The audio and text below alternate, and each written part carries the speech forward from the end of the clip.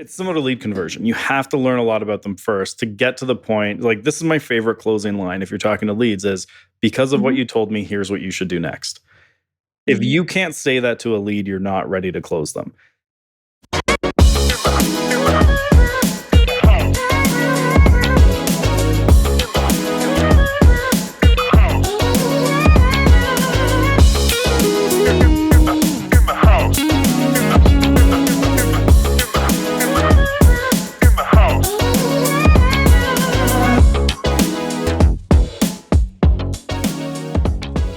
Hello, everyone. Welcome back to In the House podcast. I'm your co-host, Tony Singh. And I'm your host, Jenny Woon. Let's do it again. You tricked me. Just kidding. What? We're hosting together and we have a very special guest on today, Andrew Fogliato, who is the founder of JustSellHomes.com since 2015 and owner and publisher of Real Estate Magazine, the premier source of news for the Canadian real estate industry. And you've owned that since September 2022, is that correct? Yeah, technically I bought it at the August is when we actually made the deal, but we didn't relaunch it till September. Amazing. Well, before we get started today, Andrew, we're going to ask you a question we ask all of our guests. What is your superpower? That's a good question. And I go back and forth depending on the day. And depending how I feel like I want to be branded in the marketplace. Really, though, I think it's like just getting things started. Like, I know a lot of people, like, this has always been the thing that's worked well for me in my business and everything is like, just get off your ass and do something. I love like, that. I always use the example when I was selling. So I sold for a couple of years in Aurora. And I remember one day I was in the office and I didn't want to pay the desk fee to like have my own office. So I just work in the boardroom. And it was one of those really long boardrooms. And on the other end, well, there's 4 people from our office. They're like, someone asked me to look after their power of sale listing. They're like, how do you even like get a power of sale listing? How do you work it? And like, none of them had any idea. And they spent like 40 minutes straight, like debating it. And I just closed my laptop, got in the car, drove over to the bank. And I was like, how do you guys do power sales? And I ended up becoming their guy. And like, we started doing like days together and seminars together just because I got off my ass and went into the bank and asked. Like, it's one of those things. I don't even know what that is. What's I power have of never sales? heard of that before. Power of sales. Power sales. It's an East Coast term. I know. We're on the West Coast here. No, well, tell us us what it is. Maybe we call it something else. Probably. It's similar to like a foreclosure, basically. Oh, okay. Okay. I mean, the main difference, like a power sale basically is a mortgager forces you to sell it to pay back the debt. A foreclosure, they take over the house and then sell it themselves. Yeah, we have an equivalent out here. It's not necessarily foreclosure. It's before it gets to foreclosure. Yeah. So this wouldn't even be necessarily conduct of sale? Conduct of sale. Okay. I don't know what it's called out there either. So we'll both assume we're right. And just to be clear to our listeners, Aurora is actually a city in Ontario, north of Toronto. Yeah. City is a little generous of a way to say it. I would call it a small town. So essentially you're in Toronto. Yeah. So basically the way I say it is if I'm outside of Ontario, I say I'm from Toronto. Inside Ontario, I'll just say Newmarket because I live in Newmarket now, not Aurora. They're next to each other. So for everyone outside of Ontario, just say Toronto. And then once you're in Ontario, I then narrow it down a little bit. Okay, perfect. Okay. Yeah. Well, before we get into Just Sell Homes and in your Real Estate Magazine publishing, how you got into that, tell us a little bit about yourself and how you got into the business. I come from a very specific background of got a history degree and I wanted to become a lawyer and then got sick of school. And I had a teacher who said, you would not enjoy being a lawyer. And he was right. But then I actually went into the family business of concrete forming. So, very, very well into real estate there. So I was a concrete forming estimator. And then I did out of university, they pays pretty well when you're in that industry. So I was able to buy, and I got sent out west to like Calgary during a boom time making more money out there, came home, had money to buy a house. And our realtor cost us the house we really wanted. And I kind of jokingly said to my wife, I could do a better job than her. And she basically said, prove it. And so I got my license. And then I was originally going to do it part-time. And then I remember I was sitting in the office. So I interviewed like all the big brands. And then one of them, I was telling him my plan was to I'll start this part-time while I have this full-time job over here. He goes, oh, well, when you're ready to take it seriously, you can come back, but we don't take part-time people. And Mhm. I was like, huh. And I just started thinking about it more. And I was like, you know what? I'm going to dive in. So I ended up just diving in, getting that. So I sold for a couple of years. And then, so it was at the time, Remax reached out to me because they, at the time, had never had a trainer that had sold a house before. This is like 10 plus years ago. Mm. So they actually recruited me, and I started traveling around, mostly like Ontario, Atlantic Canada, training Remax agents on one like digital marketing because that's what I did in my business. But that was also just when they made e-signatures legal. So I was Yeah. also like, here's how you go paperless. Here's how you do that trend. So actually, early in my career, I was known as the Evernote guy, which is Mm. not great branding if you want to build a business, but I did know Evernote very, very well. So I kind of did that, help people go paperless, help them how to use social media. And then every time I trained people, they all said the same thing. Can I just pay you to do it for me? And then eventually I Interesting. said yes. Mhm. That's such a great journey and so many Yeah. different experiences for you that Yeah. have made you the person that you are today in both of these businesses. Yeah, it's given me a bit of like that unique angle of like I've worked on the corporate side, I've worked in like done stuff for brokerages, I've also worked with prop tech companies, consulting. So I kind of had toes in a lot of the different parts of the Canadian industry, which I think works really well, especially with the magazine where you're kind of touching on all that and covering it all. So I came Mhm. into it knowing a lot of the players already. Mhm. So, can you speak to, I guess, for Real Estate Magazine? Because I think we've both contributed to articles as well. We We've been have, yeah. interviewed for Nice. articles, yeah, separately and Yeah. together. How did that come about then? So I had actually tried to buy it a few years earlier. So like I knew when COVID hit because they were, if you remember, they were all newspaper, like physical newspaper. Like the digital side was just kind of like oh, we also have this. But like if you were buying ads, it'd be like as a bonus, we'll give you a newsletter ad on the like e-blast type of thing. And you know it's old school when they call it an e-blast. So they didn't really have much of a digital presence. And when COVID hit and everyone stopped going to the office, obviously that killed the print side of their business and their costs were going up because like they've been around since 1989. Like I was 2 when they started. Like it just was Mm. not a thing. And then, but their economics worked back then really well because if I don't know if how long you guys been in the industry, but do you remember hot sheets? Oh, Yes. me, Yeah. yeah. So Yep. what they used to do is if they got the papers to the boards would deliver it with the hot sheets. So they didn't have to Mhm. pay that last mile delivery to all the brokerages. And then as the boards all stopped sending out hot sheets because everything was online, they had to start like some boards kept delivering them as a service, but a lot stopped paying for that. And they had to start Mhm. paying that last mile delivery, which really changed the economics. So then when COVID hit, kind of that nail in the head. And so I Mhm. reached out then to buy it. I just basically we couldn't come together on a deal. Basically, they Mhm. wanted more than I was willing to pay. And then when they shut down in April of 2022, pending finding a buyer, and I reached out to them, and there was some other potential. Like we did compete, kind of like a mini multiple offer situation, but we Mm. were able to buy it and then finalize the deal in that August. And I was really Wow. going to relaunch a little later, but then we had to accelerate those plans a little bit.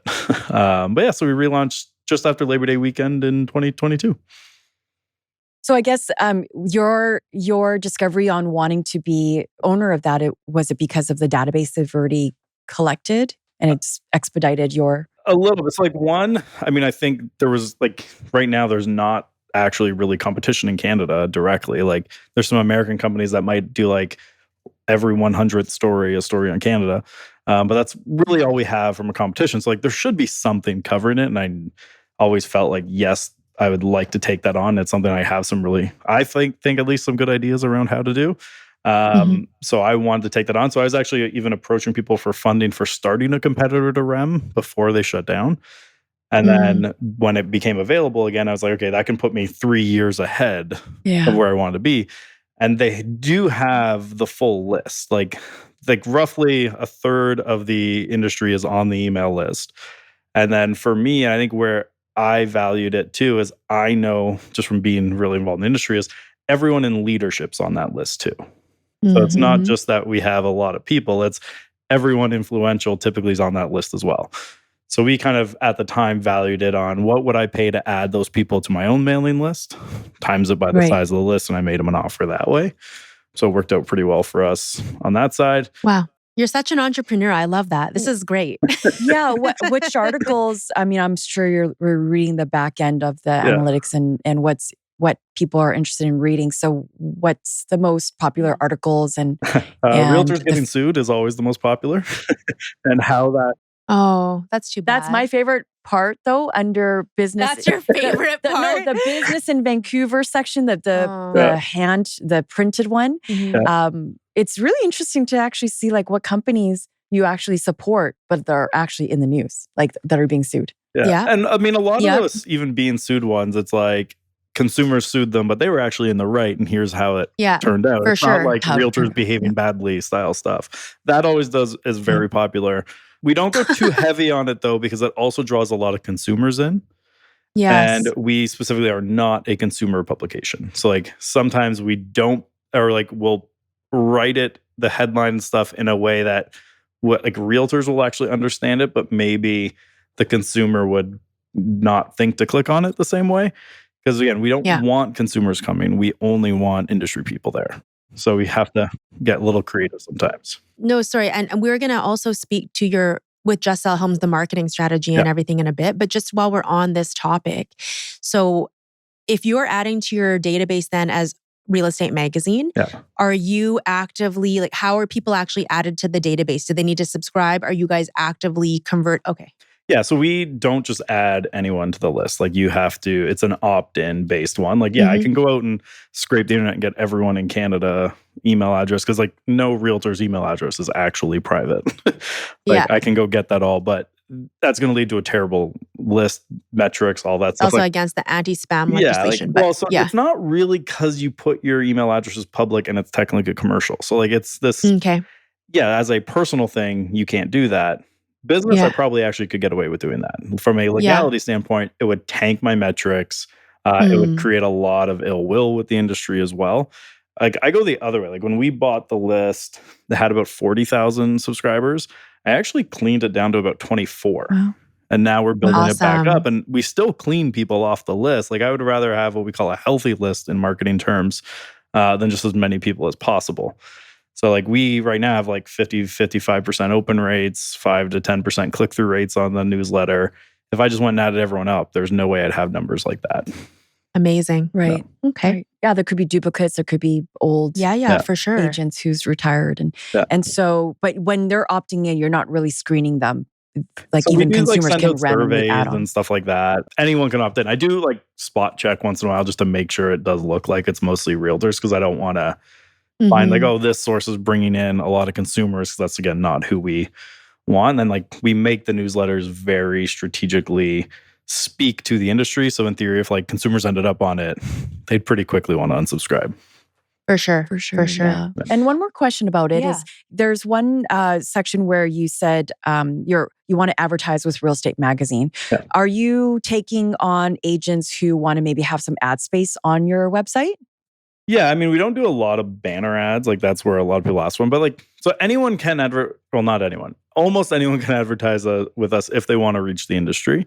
And we'll work with them on a plan. So the way that we approach is, say you guys wanted to promote yourselves to the industry. We would sit down and like, all right, what's your goal? What's your budget? What's your timeline? And then we'll create a custom plan based on that for you to help you reach those goals. The nice thing of having the other companies that I do is I actually don't need to sell the ad space. So because my worst case scenario is I just sell the ads back to myself and then do it that way. So like, yes, we want to work with the right people. Like we probably turn away more people reaching out for ads than we actually accept. Again, as long as it's of value to agents, we're likely to publish it. I mean, we have a pretty good eye now. If you just went into ChatGPT and had it write something, that we're probably not going to accept it. But as long as it's something of value, we'll probably publish it. Okay. And like then there's letter to the editors, opinion articles, or like training style stuff. But yeah, no, you can picture. I don't get involved because I sell the ads. So it's a conflict of interest for then me to. So like most of the time, I see articles when you see them. Like unless she needs like me to introduce her to someone to like contribute. I don't see what them. he's saying is it runs itself. That's wonderful. Yeah, that's what every That's business a great investment. person wants. Okay, so not to hop around too much, but we initially, I mean, you have a few websites. The other business that you have was Just Sell Homes, and we had originally asked you about that. So I'm curious, when throughout your marketing history, digital, all of those kinds of things, what did you often notice was missing in a marketing strategy for real estate agents? Because you guys also offer customized plans, I think, as well. Yeah. So through that business, right? When I first started, basically we were a Facebook ad management company. That's all we did was you'd come in, we'd run your ads. They were especially hot back then. They still are, and they're still great. Like it's still the best cost per lead you can find somewhere typically, depending on your audience a little bit. But it's still for us the most effective. But what we've especially noticed is just because I can get you 100 leads doesn't mean you know what to do with them at that point. Like I'll give you an example. We had one client who the leads would come in, they'd get printed out, put into a binder, and then when they had time, they'd flip through the binder and call them. Like that is not a system to follow up with leads. And then like we had another team, we sent them 1,000 leads over 6 months, and the team lead would personally look at every lead that came in and be like, oh, that's an Italian name. I'm going to put that to the Italian person on my team. Oh, that's an Asian name. I'm going to put that to the Asian realtor on my team. And like, that's how we sort. But like, that would take them a couple days. And then those realtors would follow up a couple days later, call them once. If they didn't pick up, they'd let them go. Of course, they're not going to get deals doing that. So we saw early, we had a huge churn of clients who like we could get them leads, but then they couldn't do anything with them. So that's where the strategy came out. So now we basically created this framework, which we call the Wheelhouse Marketing Framework, where we can evaluate your marketing, find the gaps in it, and then basically plug the gaps and then market you. So like the whole idea behind the strategy became, we need to get people we're generating leads for to stay longer. And we need to build out the systems so that they can actually work the leads. So now we help them get that up and running and then put leads into it. So I have a question in regards to that. Is there in the strategy and system, because if you're getting digital leads, it is very important to contact them right away. Is there an auto AI generated somebody that's getting in touch with them right away to keep them warm? Or how does that work? That depends on the client and what they need and want. And I also push back a little bit on you have to get them right away. And when I'm on stage, I actually have a story I use, so I'll tell it because it's a good story. So I don't know if you ever heard this. If you're in like reading all the business blogs and development stuff, you might have heard this story before. The Houston airport, where people were complaining a lot about how long it took bags to get from the planes to the carousel. And they tried everything, and they kept making it faster and faster and faster and faster. They were able to cut the amount of time it took to get a bag from the plane to the carousel in half. The number of complaints didn't change. And then someone came with a new plan and got rid of 100% of complaints overnight. All they did was made the walk from the plane to the carousel twice as long. And like that sounds like real estate. When I got into real estate, it was like you have to get to a lead within the first 30 minutes. Then you have to get to it in the first 15 minutes, and then 10 minutes, and 5 minutes, and 2 minutes, and 30 seconds, and then instantly. And they're just, you keep trying to make it faster and faster. But what if we gave the leads something to do to keep them busy at the same time? So like when most of the time you generate a lead, what does every website say? Thanks, we'll be in touch. If they're opting in on a listing, why don't you send them to a page that now says, great, our team is going to reach out to you with the information you need. If you need to sell your current home to buy this one, click below, put it in your address, and we'll tell you what your home would sell for so you can make a more informed decision. Then once they opt into that, send them to a page that says, great, we'll send you the report. Do you want to download a copy of our guide on how to get your home ready for sale so we can maximize the value of your home when it sells? Then if they opt into that one too, you know that's a really high quality lead. Then you can say something like, great, that guide's going to be in your inbox in the next few minutes. Do you want to book a call with our team about selling your home? So you're giving them steps to take instead of just saying, thanks, we'll be in touch.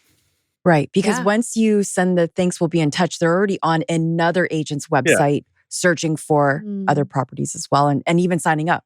Yeah, they might open 5 tabs at a time and jump through, but if you're keeping them busy, it also gives you a buffer time to get in touch with them. And you know the quality of someone who opts into 3 or 4 different things is going to be exponentially higher. For sure. So as an agent working with a website developer on this flow, most often, as you probably have experienced yourself, is as agents are signing up with website developers who have templates already created. And it's not, it superficially looks really great, but there's actually no constant engagement like you're saying right now. Mm-hmm. Yeah, I mean, you do have to do a little bit of custom work for the most part to like get that up, but you don't have to do it with like one of the templated websites. Like with some clients, we might do it as simple as we get a Facebook lead form that gets their information, and then we send them to like a Typeform form. I don't know if you're familiar with Typeform, but it's just like a beautiful online form essentially that just flows really nicely. And then when they opt into that, depending on their answers, we can choose which way to send them. We could generate the lead, qualify them, nurture them a little bit before they've even seen your website. So like that's where the 8-week on our end kind of comes into play is we customize it to what the client has, their resources. Like if you had $50,000 to spend on a site, then yeah, we're going to go build a super complex and we're going to recommend a vendor potentially who can help you do that. But if you're like, I have $1,000 total, we're like, all right, get a Typeform account, get a Lead Pages account or a ClickFunnels account or some sort of landing page builder, a form builder of some sort or something that has both. And we'll just create like a super simple thing. Like most of the time people overthink the little technical pieces when it's really just like, just get it done.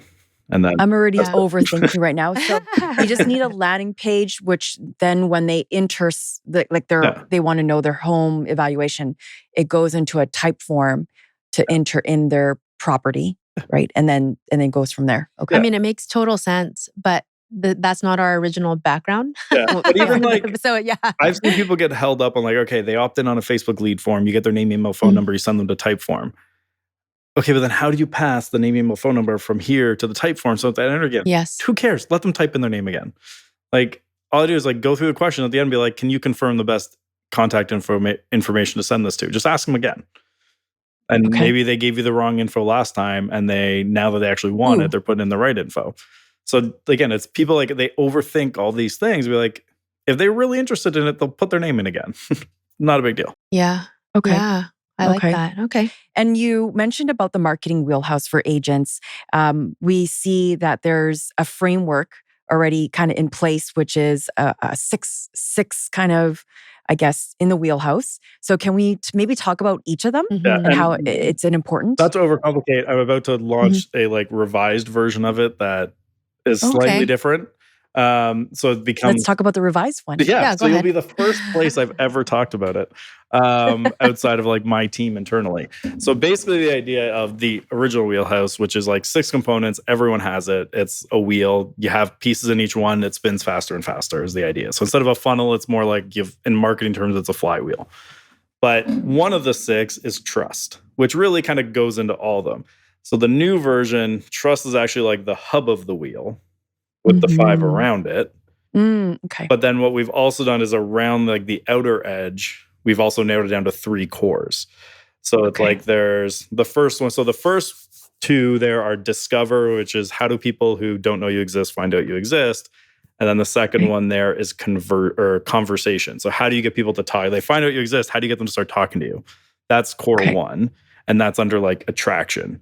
And then join and convert are engage core, which is like join and convert is basically how do you get them to give you their contact information? Then once you have that, how do you convert them into an actual client? And then the last one's loyalty. So basically, how do you turn them into a long-term client that's going to come back and refer you business as you go? And then obviously trust being at the center of that. So the current one, it's like trust is one of the steps, but it really works better as the core hub of the whole principle. But basically, if you want to like write those down, what is a great exercise for people is basically start at discover and be like, what's everything you have in your business for the discover phase? Then what's everything you have in your business for the conversation phase? What's everything you have in your business for the join phase, convert phase, trust phase, loyalty phase? If you actually sit and write that out, almost every time we do that exercise, you immediately see where you have less writing, which means that's probably your main gap, right? So like, then you're like, okay, that's where I have to focus on. And what we like about that is like you go to a conference, you hear great ideas, you can be like, okay, where does that fit in my framework? Because if it's the place where you're strongest, maybe you kind of put that idea to the side for now because this other idea fits where you're the weakest. So it helps you evaluate, how do I implement things I hear around at conferences and podcasts and YouTube and all that stuff into one thing. So we just find out, and it helps get your team on board. Like if you're running a team, nothing easier than giving them like a 1-page doc of how you guys market so that they're all on board. Right. They know where everything's going, gets them on the same page. So let's talk about discovery first.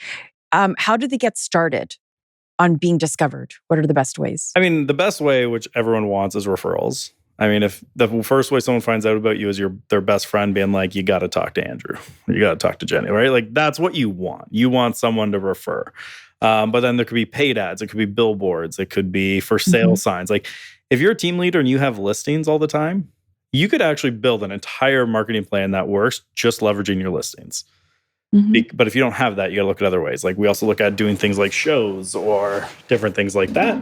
But at the end of the day, it could be as simple as like, when I sold, I also coached the local kids basketball team. And my clipboard, so I was with Remax, had a balloon taped on the back. And I did nothing else, but the back of my clipboard looked like a Remax brand. And I'd get parents coming up to me and like, you're in real estate. Now, what I also used to do is I targeted the gym with a ad. So only during like game days, that was back when you could do like a 1 building ad on Facebook. I would run the ad just to the building. And I get parents saying, funny, I was just on Facebook. And what a coincidence. I saw an ad that you're in real estate. And they start talking to me about it. So it's finding that opportunity to basically have people understand you're in real estate. And there's no one right way. Like it could be, I go to like, for example, every community has like local mom groups on Facebook. Or like mine even has a dad group. I don't think those are all as common. But just be active in those groups. Don't talk about real estate. But then if they click on your profile, they'll be like, who's this guy who's always commenting on stuff? Make that very obvious you're a realtor. And now they discover you're a realtor. But it's basically just very similar. Have stuff out there that makes it obvious what you do. And that could be like, it could even go the other way of like, it could be wrap your car. I'm not a big guy around the idea of wrapping a car, but you can wrap your car. Like they'll discover you're a realtor pretty quick doing that. Yep. Yeah. And I'm on council with my building, but we have like a Facebook group where we're, just in case there's elevators down or there's a move, anything that's to do with the building. So I'm consistently contributing to the conversations or giving people notices if something's happening in the building, like the fire alarm was off or get out of the building. So just looking after the well-being in general of the people who live there. And then organically, I've sold maybe 4 homes since then. Spectacular. Yeah, and I just like, as long as you're active in a group, just make sure your profile, like your cover photo, your description, super obvious what you do. And like I would make your cover photo almost like a call to action, like get our how to get your home ready for sale report or guide, click here to download. Then it comes up and they can go there. Like I do it with mine for a RAM of like, do you want to stay up to date on the Canadian industry news? Click here. The description of my cover photo has a link to go subscribe to our newsletter. Like, don't have to overthink that. Andrew, the way you've broken this framework down, it's really simple. But in each framework, there's so many things to do. Just like the join, the newsletter, the alerts, the listing updates, and this amount of work can be overwhelming, especially with agents who don't have a tech background. And this is more working on in the business rather than on the business. So what do you recommend to agents who just don't have time to continue being on their phone all the time and being online? I mean, the quick answer is just hire us to do it for you. But I mean, really, I mean, that's the shortcut if you have the budget. But I mean, a lot of the stuff you're probably already doing, you just haven't thought about how it fits into your business, right? Like if you're doing pop buys, that fits into it. Like, and it's not techie. Like you can do a super low tech version of this. Like your discovery could be I door knock. And then the conversation is when I'm at the door, I say, I have a client looking to buy a home in your neighborhood. Have you heard of anyone thinking of moving? Now I have a conversation. And then join could be, oh, if you want, I send out a report every Friday of the sold prices for homes in your neighborhood. Would you like to get that newsletter? You can unsubscribe anytime. Now you got them in your database.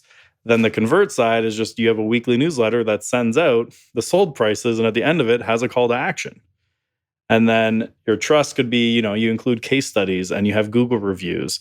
And then the loyalty stuff is you do a client event once a quarter. Or you do you don't have to overcomplicate it. You can do an entirely offline version of the Wheelhouse marketing framework. It's built in that way where any model, like if you're a cold caller, you could fit it into that framework and make it work. So it's not that you have to overthink these pieces and have 2 or 3 or 4 things in each one. You can just put one in each. Yeah. So most agents who join my brokerage, they ask, I just want you to tell me what to do. Yeah. And I'll go do it. Because you've already just mentioned like 15 different things. Yeah. So let's backtrack a little bit. How can I reply back to that agent so that they can actually focus and be consistent in one thing? It's similar to lead conversion. You have to learn a lot about them first to get to the point. Like, this is my favorite closing line if you're talking to leads is, because of what you told me, here's what you should do next. If you can't say that to a lead, you're not ready to close them. Same in the situation when you're doing marketing help is, if you can't say because of what you told me. So if you come to me and you're like, my business right now is 95% referral, you are going to hate chasing listing leads that I generated off a Facebook lead form. Like, it's better than cold calling, but it's closer to that than a sign call or a referral. So I'm going to have to build you something. Or like, if you're somebody who absolutely despises Instagram, then I'm probably not going to build you a program that's like, go post every day on social media. We'll probably build you what we call a brochure presence. And that to me is a very valid way to do social, which is, if someone looks you up, you want to look professional, but I don't want to spend any time there. So it's, let's build you a profile that if someone looks you up, you look good, but your time can be better spent elsewhere. Like, I sincerely believe any agent can get to 50 deals a year without even having social media at all. Like, you can get to 50 deals a year with any one method. That could be cold calling, door knocking, could be video marketing, it could be Facebook ads, email, like, could be just taking your clients out for lunch. Just do it aggressively. Yeah. I think this relates to what we've talked about before, right? Which is, what do you actually like doing? And then formulate a plan that works for you to do that, but stay with it and do it well and passionately. So, So going back to Facebook and Instagram leads, the social media platform is so overwhelming and there's just a lot of competition. So why should agents consider going that route still? And how can agents increase their success rate so that their ads are being seen? Are we talking about the paid ads or the organic? Ooh, let's talk about both. Let's do both. Let's talk about both. So paid ads is relatively simple, because with like the housing category, 15-mile radius is kind of what you're limited to. But you just make your ads super specific on an offer, right? So it's like, what do people want? And most people, they don't want a real estate agent. They want the next place they're going to live. So like, I was actually just on a sales call, a new client call right before this that ended 2 minutes before I jumped on with you guys, and we were talking about it, which is, they wanted sellers, which is every agent just, I want more sellers. Well, everybody wants more sellers. So what ends up happening is everyone competes on seller ads, but every seller still has to move somewhere. Yeah. So what if we get the cheaper buy leads, but buy leads focused on people who would have to sell their home to buy what we're offering them? So we get sellers by targeting where they're moving to. So we just run out. Like, so Vancouver would be a great example of this, because you'd be similar to Toronto. It's like, I can't buy a freehold in Vancouver unless I probably have a place. Like, no one's buying a freehold in Vancouver as their first home, right? Like, very, very rarely is that the case. So if I are you talking about freehold meaning mortgage free? No, detached. No, like a detached, I think, right? Not a condo. Oh, detached. Like, Okay. Yeah. What do you guys call it there? Okay. Detached. Okay. So, well, freehold and not, like, here could be like a townhouse. It could be a semi-detached. It's just not a condo. It's like you hold title. Yeah, you go. That's different here. Yeah, because freehold, we have leasehold properties, which are properties that are owned by the Crown or by University of British Columbia. Yeah. So we own the condo, but not the land. Yeah. Yeah. So there's different versions like that here. But basically, it's you own the land. Well, within reason, you own the land and the house on it. There's no condo corp involved. There's no co-op involved. It's just you own it. So detached. Okay. Yeah. So, but you guys know, if someone's going to buy that, the odds of them being a first-time buyer are slim to none. Yeah, it's very hard. 60, 70, 80, 90% of those leads coming in on a property like that, they're going to be a seller as well. And that's where it's about most agents focus on the buy side when they reach out to those leads. But it's back to like, if I was an agent today and someone reached out to me about a specific listing, I would try to stop talking about that listing as fast as possible. Because what I want to learn about is why they're reaching out about it. What is it about that property? Is it the property? Is it the neighborhood? Is it the price point? Is it the pool in the yard? Is it because their sister's looking at relocating and they're just kind of doing some due diligence? Or where they had a few too many drinks, got bored, and started submitting forms on a website in the middle of the night? You don't know. Yeah. You got to ask them questions and learn about their situation. Going back to what I said before of like, to get to the point, because of what you told me, here's what you should do next. And that's all you're trying to do is get off talking about whatever they called for, learn as much as you can about them, and then figure out the best next steps for them. Okay. Yeah, I like that. Okay. Sorry, and we were talking about the difference though between organic ads. Did you mention for paid ads, or we didn't go there? On the organic side, there's a lot of routes to go. Like there's not a one side, but we do like to try and simplify organic as much as possible. And so one of the ways we look at that is you just have to be in people's last 50 engagements. Like everyone gets worried about what's the algorithm change. To be honest, my whole business is mostly built around social, and I don't even care about the algorithms anymore. All I want to be is in someone's last 50 engagements, because the last 50 people you engaged with is the next 50 posts you're going to see, roughly. Gross oversimplification, but right. What? No. But one quick question for those of us that are not in your world: what is the actual definition of engagements? That is a weighted thing. So an engagement could be a like. So like if at one point Instagram even released how they weighted them. I might get the numbers wrong here because it's been a couple of years, and it's off the top of my head. Just approximate. But roughly right? speaking, if you like someone's post, that's worth half a point. If you comment a fire emoji, that's worth 1, because that takes barely any actual effort. Like for me, a fire emoji comment counts the same as a like. Like it's not actually commenting. It's just I'm liking you in a different way. But then they have what they call a significant comment, which we'd say is worth like 5 points, which means it's at least 4 words. And in an ideal world, you're asking someone a question that would get them to reply, because now they're engaging with you more. And then a save and a share is worth the most. Because if I send that to someone in their DMs, which is where most of Instagram happens, is in the DMs, that's one of the most valuable things they can do. And like someone saving a post means they found it valuable enough that they want to come back to it later. So like if you're trying to say, like if your business is built around like I post a lot of content to your feed, you should actually be measuring success by saves and shares, not by likes and comments. If no one's saving your content, it means it's not good enough. You know what? Thank you for saying that. And that's why too, for those of us that are not in the social media world as much, honestly, even for me, I get confused about engagements. And I'm glad that you explained it this way, because there's such a different level to a like versus a comment versus actually engaging. That makes sense. Yeah, I don't care about comments and likes. Like I know you can buy them. Like you want to go, like I was actually looking at someone's profile the other day. They had like 90,000 followers and 600 likes on every post, but it was always within 20 likes, the exact same number of likes on every post. And when you go look at it, was all Russian characters, names of every single, like, they clearly bought them all. Like these were not real likes, not real comments, but they look big. I say that to agents all the time. Yeah. Don't be. I know agents with bothered. 1 to 2,000 followers who can pull like 500 grand a year off their Instagram. But because they have the right 1 to 2,000 followers. Like I think on my personal Instagram, if you look at my feed, I almost don't post work at all. I regularly get business from Instagram because I spend a lot of time like replying to stories and talking to people. So like you don't even necessarily have to post a lot to get business from social. But you means you have to spend time there to make up for it. Right. So like if you go on social and let's say you had 20 minutes a day was your total budget for social.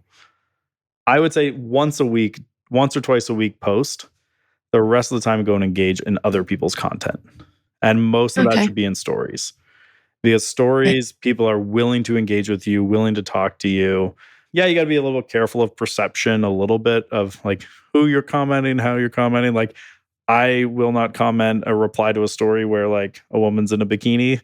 I'm happily married. I'll be like, I don't want that perception because like I know word goes around in small industries. Like, why is the married guy responding to those? So you can be a little bit careful. for things like that. But then if they put their kids, I'll respond every time to that. Right? Because like that's something to relate to if like we both have kids. Or if they get a win at like anything, if someone has any win in their life, you respond and congratulate them on it. Yeah. Or if it's like they were at a restaurant locally, ask them what they thought of it. Like it's such an easy conversation to have. Exactly. But like the DMs can be one of your most valuable tools, and story replies make it so easy to start private conversations with people. So we just do that a lot. And eventually, especially as a realtor, people will ask, how's the market? Or they'll ask, like, what's the real estate world like locally? And now you let them move it over to the real estate side for you. And then you just continue the conversation from there. We just filmed a different podcast with the topic being networking, effective and meaningful networking. This is essentially the same thing, but on a digital platform for those meaningful, curious conversations. So True. it seems very easy when you say it that way. Yeah, I joke my favorite social media book is How to Win Friends and Influence People. It was written about 100 years before, so maybe not 100 years, but 60, 70 years before social media. But still the most effective, right? Like follow the principles in that and just move them onto social. It works. Right. I love how you're consistent about followers and leads. And when you purchase the database for REM, bringing it down from 40,000 to 20,000, it's very similar to how you also conduct your business on Instagram. So I really appreciate that you follow that value of yours. What do you think about bots who answer DMs? Like, I know I follow a lot of coaches. And so when they're trying to offer like free PDFs or free something, or a link to a workshop that they previously recorded, where, first of all, I want to learn how to, because eventually I want to do like coaching services and provide offerings, but I can't manage all these requests. So what are your thoughts on bots? So I don't have a problem with the idea of them. It's how you do it in practice, right? So like if I'm using bots, I actually like it to say that it's a bot, right? Like I don't like when it pretends to be Betty the bot. code. Yes. Yeah. Right? It's like if I'm doing it like for like my internal team, we have one on Slack. I just called it Bruce Wayne because I thought it'd be funny if Batman was our assistant. But like if it responds, it'll be like, this is an AI thing. Or like what we do with clients, if we auto respond to the bot, we might even say like follow up boss, we'll have it do an automated text. It's not AI, but it's an automated message. We might even say like, this is a automated one, but if you respond, it goes to a human. So we give them that off ramp at any point. If you want that better service, here's how you get that. So if someone says comment slide to get the slide in the DMs, right? And it auto sends it, like, that's automated. That's fine by me, right? But it's, if they start replying and having a personal conversation with you, and it's clearly like ChatGPT's writing all the replies and having a very personal conversation, if they think they're talking to you and then find out like a week later, this very intimate conversation where they spilled out all their issues was a bot, you've kind of killed a lot of that relationship right there. So it's like, if you're open about it, whereas like if you're using it to, I'm getting 200 DMs a day to get a copy of this and that thing delivers it, that's fine. But it's how are you using it inside the relationships with people? So the more intimate, the closer you want to get to the personal level. Everyone knows at a certain scale, like you can't. Like if you have hundreds or thousands of DMs coming in a day, it's just impossible to personally respond to those. So then you either get a bot or you pay one or multiple people to sit there and answer messages for you. I just like to make it clear it's not you personally doing it. Which service do you use for the bot? Or can you recommend? There's a ton. Like UChat, I've heard people like WooSender, people like, to be honest, like most of mine, I just like doing it manually. I don't do a lot on the bot side. Okay. But that's because like personally, I don't like when I'm talking to a bot for the most part. It depends again, like a lot of our clients, when you think of like the scale of a realtor on social, they're not going to have so many DMs that it's unmanageable for the most part. Yeah, this is more for me. But like even like say hypothetically you're building a coaching business at the beginning, the odds are it's not going to be like Tom Ferry size, right? So you probably for the first year of it is still a relatively speaking manageable number. unless you're doing something like DM this word or comment this word and we'll auto send it to you. To get That you could right. use like, Right. I think like ManyChat would do it. Like similar to what we talked about earlier. Don't overthink the tool. Just literally Google what AI bot integrates, find the one with good reviews and launch it. Yeah. You can always refine that later. Yeah. And you were mentioning earlier, when you started Facebook ads for agents, some got 100 leads, some got 1,000 leads. Can we put a dollar amount to how much they spent in order to get that amount of leads? Yeah. So typically, depending on the type of lead you're going after, if you have listings to leverage, you should expect on average between $1 to $3 a lead. Okay. If you're going for buyer leads not connected to a listing, you're typically the 3 to 10 exact, depends on like how you're trying to get that lead, 3 to 10 plus your geographic area. Like you guys in Vancouver are kind of the bad luck of Toronto where you're just more expensive for leads because there's just more money going around anyways. And then if you're going seller campaigns, that could be anywhere from 6 to 20.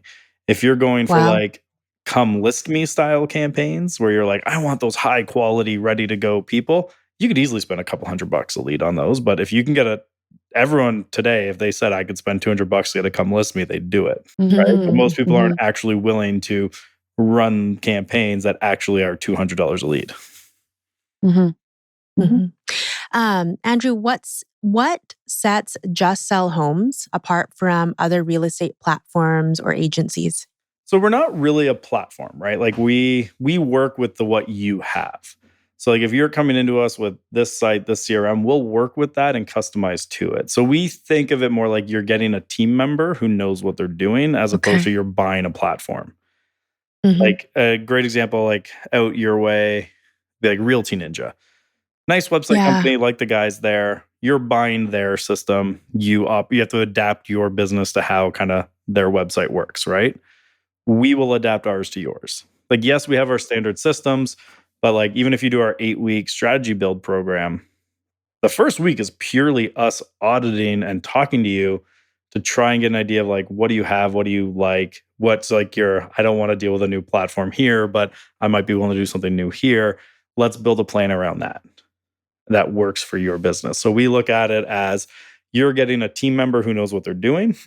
And then the other thing is like, this is all we do, right? Like we're not that agency that we have a dental client over here, a CrossFit over here, a realtor over here, waste management over here. Like all these different clients, you just happen to be one of them in one industry. All we do is real estate. Actually, sorry, we have one non-real estate client because I work out with a guy every day and he trains me in exchange for me working as that. So I have one non-real estate client. But that's awesome. But otherwise, we're purely how much does it, the industry.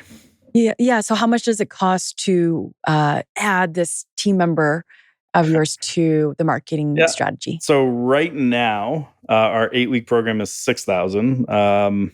At some point, that's going up. I just haven't decided when yet because I'm still refining. Because I know the price I want it to be, and there's like one or two things I'm still working on to make it truly. Because I want to like over provide on the value, and there's a couple pieces I just want to nail in place before I bring it up there.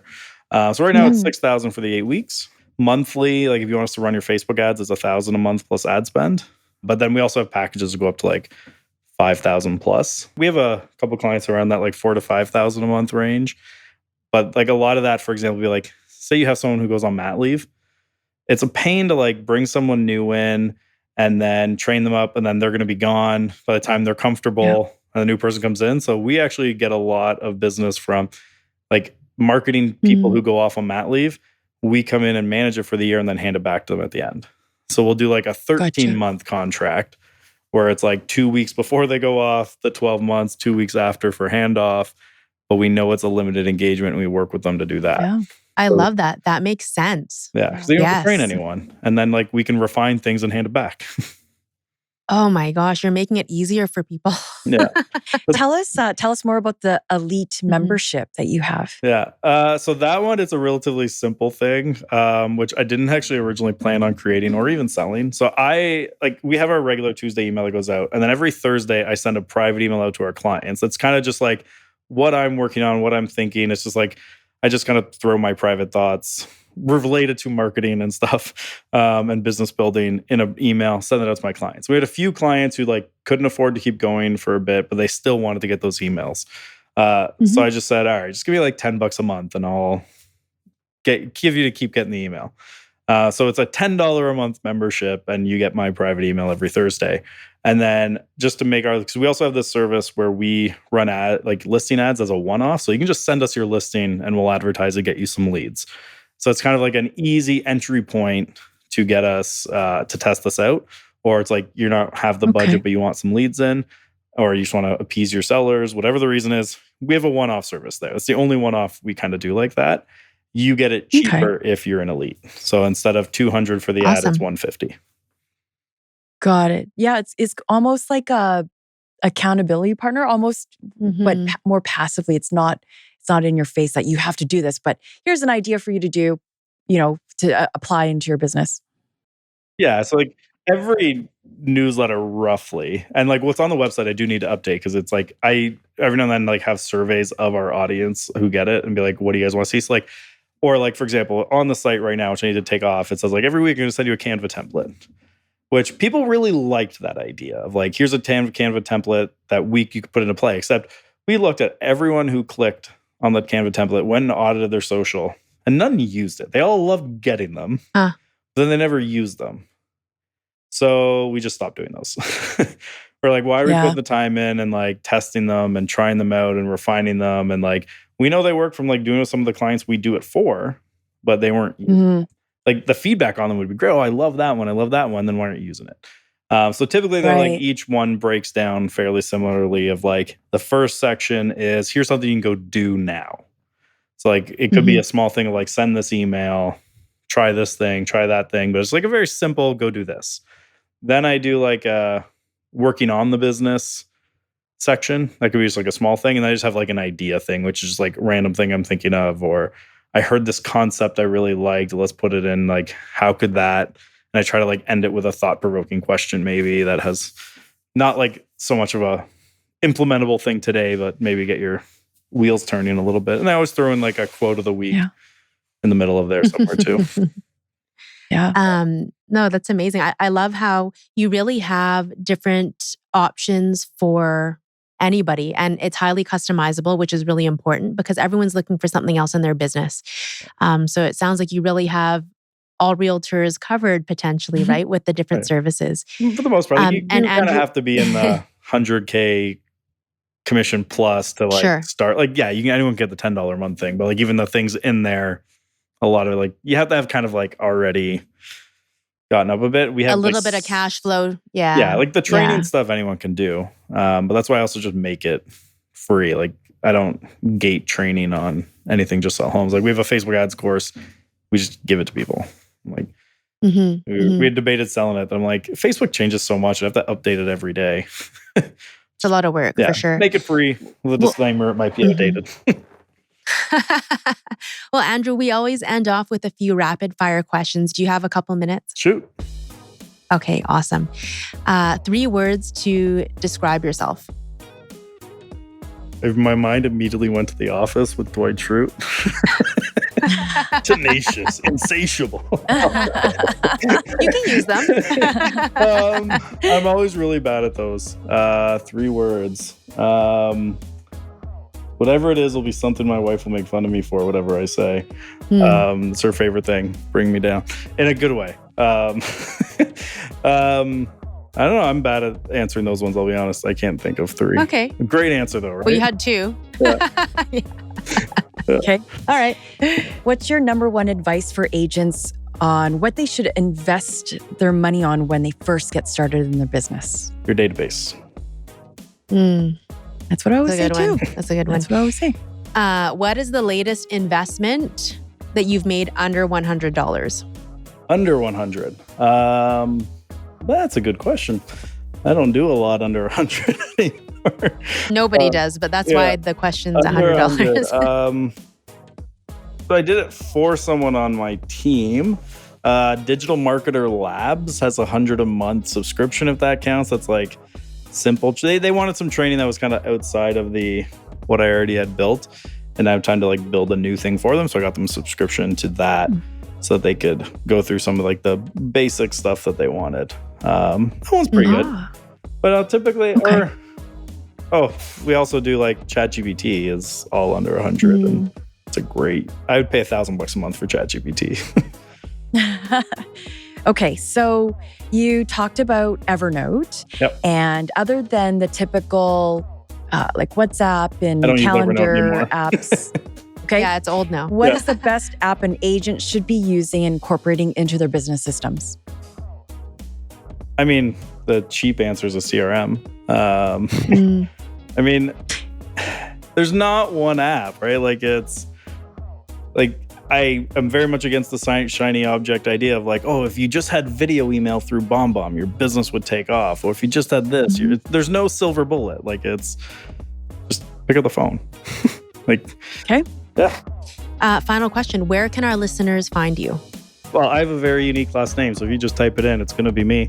So if you put Andrew Fogliato into anything, you'll find my accounts. But justsellhomes.com if you want help with implementing any of your marketing. And then if you just want information, you can go to RealEstateMagazine.ca. And that just keeps you up to date on the Canadian industry and all that fun stuff. And soon we'll have some new contributors who'll be putting more content up. Thank you, Andrew. Well, we love how you're helping our real estate industry do better marketing. We really appreciate your time and have a wonderful weekend. Thanks for having me. Appreciate it. Thank you. Thanks, Andrew.